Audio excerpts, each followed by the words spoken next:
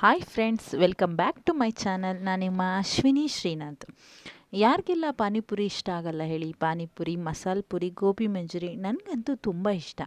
ಆದರೆ ನಾವು ಡೈಲಿ ಆಚೆ ಹೋಗಿ ತಿನ್ನೋದಕ್ಕೆ ಆಗಲ್ಲ, ಯಾಕೆಂದರೆ ನಾವಿರೋದು ಸಿಟಿಯಿಂದ ತುಂಬ ದೂರ. ಸೊ ಅದಕ್ಕೋಸ್ಕರ ನಾನು ಇವತ್ತು ಮನೇಲೇ ಪಾನಿಪುರಿ ಮಾಡೋದಕ್ಕೆ ಟ್ರೈ ಮಾಡೋಣ ಅಂತ ಹೇಳಿಬಿಟ್ಟು ಮಾಡ್ತಾಯಿದ್ದೀನಿ. ಆ ರೆಸಿಪಿನ ನಾನು ನಿಮ್ಮ ಜೊತೆ ಶೇರ್ ಮಾಡ್ಕೊಳ್ಳೋಣ ಅಂತ ಈ ವಿಡಿಯೋ ಮಾಡ್ತಾಯಿದ್ದೀನಿ. ಬನ್ನಿ ಹಾಗಾದರೆ ಏನೇನೆಲ್ಲ ಬೇಕು ಅಂತ ನೋಡೋಣ. ನಾನಿಲ್ಲಿ 1 ಕಪ್ ಹಸಿರು ಬಟಾಣಿನ ರಾತ್ರಿಯೇ ನೆನೆಸಿಟ್ಟಿದ್ದೆ. 1 ಕಪ್ ಹಸಿರು ಬಟಾಣಿಗೆ ನಾನು 2 ಚಿಕ್ಕ ಆಲೂಗಡ್ಡೆನ ತೊಗೊಂಡಿದ್ದೀನಿ. ಅದಕ್ಕೆ ಸ್ವಲ್ಪ ಉಪ್ಪು ಮತ್ತು ಸ್ವಲ್ಪ ಎಣ್ಣೆ ಹಾಕಿಬಿಟ್ಟು 3ರಿಂದ 4 ವಿಸಿಲ್ಸ್ನ ಕೂಗಿಸ್ಕೊಂಡಿದ್ದೀನಿ. ಮಸಾಲೆಗೆ ಏನೇನೆಲ್ಲ ಐಟಮ್ ಬೇಕಪ್ಪ ಅಂತಂದರೆ, ಕಾಳು ಮೆಣಸು 10, 1 ಪೀಸ್ ಚಕ್ಕೆ, 4 ಲವಂಗ, ಸ್ವಲ್ಪ ಜೀರಿಗೆ, 1 ಬೆಳ್ಳುಳ್ಳಿ, ಶುಂಠಿ, 2 ಹಸಿಮೆಣಸು, 1 ಈರುಳ್ಳಿ, 1 ಟೊಮೊಟೊ, ಸ್ವಲ್ಪ ಕೊತ್ತಂಬರಿ ಸೊಪ್ಪು, ಸ್ವಲ್ಪ ಪುದೀನ ಸೊಪ್ಪು. ಇಷ್ಟು ಐಟಮು ಇದನ್ನು ಮಾಡೋದಕ್ಕೆ ಬೇಕಾಗತ್ತೆ. ಸೊ ಒಂದು ಕಡಾಯಿಗೆ ಸ್ವಲ್ಪ ಎಣ್ಣೆ ಹಾಕ್ಕೊಂಡು ಅದಕ್ಕೆ ಜೀರಿಗೆ, ಕಾಳುಮೆಣಸು, ಚಕ್ಕೆ, ಲವಂಗ ಮತ್ತು ಶುಂಠಿ, ಬೆಳ್ಳುಳ್ಳಿ, 2 ಹಸಿಮೆಣಸು, ಸ್ವಲ್ಪ ಈರುಳ್ಳಿ ಇದನ್ನು ಹಾಕ್ಕೊಂಡು ಚೆನ್ನಾಗಿ ಫ್ರೈ ಮಾಡ್ಕೋಬೇಕು. ಚೆನ್ನಾಗಿ ಫ್ರೈ ಆಗಬೇಕು, ಯಾಕಂದರೆ ಇದ್ರ ಹಸಿ ವಾಸನೆ ಎಲ್ಲ ಹೋಗಬೇಕು. ಇಲ್ಲ ಅಂತಂದರೆ ಪಾನಿಪುರಿ ಹಸಿ ಹಸಿ ಸ್ಮೆಲ್ ಬರ್ತಾ ಇರುತ್ತೆ. ಸೊ ಚೆನ್ನಾಗಿ ಫ್ರೈ ಆದ ನಂತರ ಟೊಮೊಟೊನ ಸೇರಿಸ್ಬಿಟ್ಟು 3 ಚೆನ್ನಾಗಿ ಫ್ರೈ ಮಾಡ್ಕೋಬೇಕು. ಫ್ರೈ ಆದ ನಂತರ ಅದನ್ನು ತಣ್ಣಗಾಗೋದಕ್ಕೆ ಬಿಡಿ.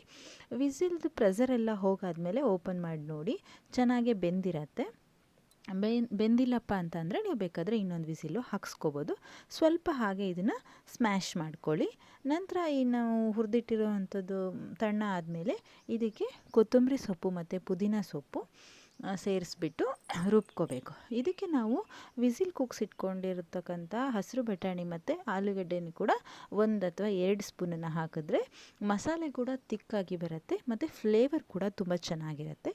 ಇದನ್ನು ಹಾಕ್ಕೊಂಡು ಚೆನ್ನಾಗಿ ರುಬ್ಕೋಬೇಕು. ರುಬ್ಕೊಂಡಾದ ನಂತರ ಅದೇ ಕಡಾಯಿಗೆ 2 ಟೀ ಸ್ಪೂನ್ ಆಯಿಲ್ ಹಾಕ್ಕೊಂಡು 1 ಸ್ಪೂನು ಅಚ್ಚ ಖಾರದ ಪುಡಿ, 1 ಸ್ಪೂನ್ ಧನಿಯಾ ಪುಡಿ, 1 ಸ್ಪೂನು ಗರಂ ಮಸಾಲೆ ಮತ್ತು ಅರಿಶಿನ ಇದನ್ನು ಹಾಕ್ಕೊಂಡು ಲೋ ಫ್ಲೇಮಲ್ಲಿ ಇಟ್ಕೊಂಡು ನಾವು ಇದನ್ನು ಹುರಿಬೇಕು. ಇಲ್ಲ ಅಂತಂದರೆ ಬೇಗ ಸೀದು ಹೋಗುತ್ತೆ. ಸೊ ಅದನ್ನು 1 ಸೆಕೆಂಡ್ ಹೋದಾದ ನಂತರ ನಾವು ರುಬ್ಕೊಂಡಿರುವಂಥ ಮಸಾಲೆನ ಅದಕ್ಕೆ ಹಾಕಬೇಕು. ಅದಕ್ಕೆ ಹಾಕಿ ಚೆನ್ನಾಗಿ ಮಿಕ್ಸ್ ಮಾಡಿ ನಾವು ವಿಸಲ್ ಕೂಗ್ಸಿಟ್ಕೊಂಡಿದ್ವಲ್ಲ ಆಲೂಗಡ್ಡೆ ಮತ್ತು ಹಸಿರು ಬಟಾಣಿ ಅದನ್ನು ಕೂಡ ಇದಕ್ಕೆ ಆ್ಯಡ್ ಮಾಡ್ಕೋಬೇಕು.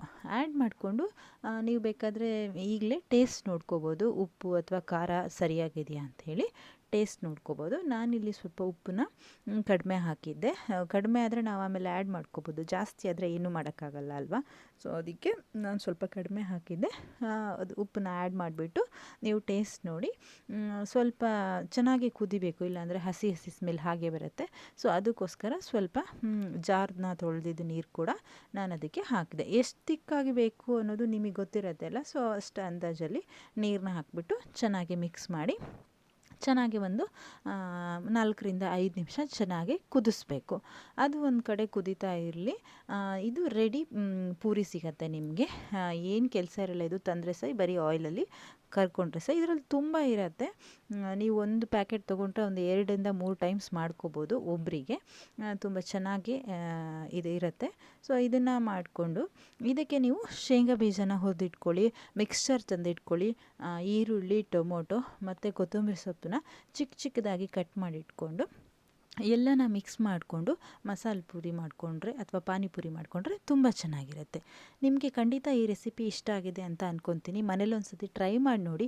ಆಚೆ ತಂದು ತಿನ್ನೋದಕ್ಕಿಂತ ಮನೆಯಲ್ಲೇ ಮಾಡ್ಕೊಂಡು ತಿನ್ನೋದು ತುಂಬ ಒಳ್ಳೆಯದು ಕೂಡ ಆರೋಗ್ಯಕ್ಕೆ. ಸೊ ನಿಮಗೆ ಈ ವಿಡಿಯೋ ಇಷ್ಟ ಆಗಿದ್ದರೆ ಲೈಕ್ ಮಾಡಿ, ಶೇರ್ ಮಾಡಿ, ಕಮೆಂಟ್ ಮಾಡಿ. ನೀವು ಕೂಡ ಮನೇಲಿ ಒಂದು ಸರಿ ಟ್ರೈ ಮಾಡಿ ನೋಡಿ. Thank you so much.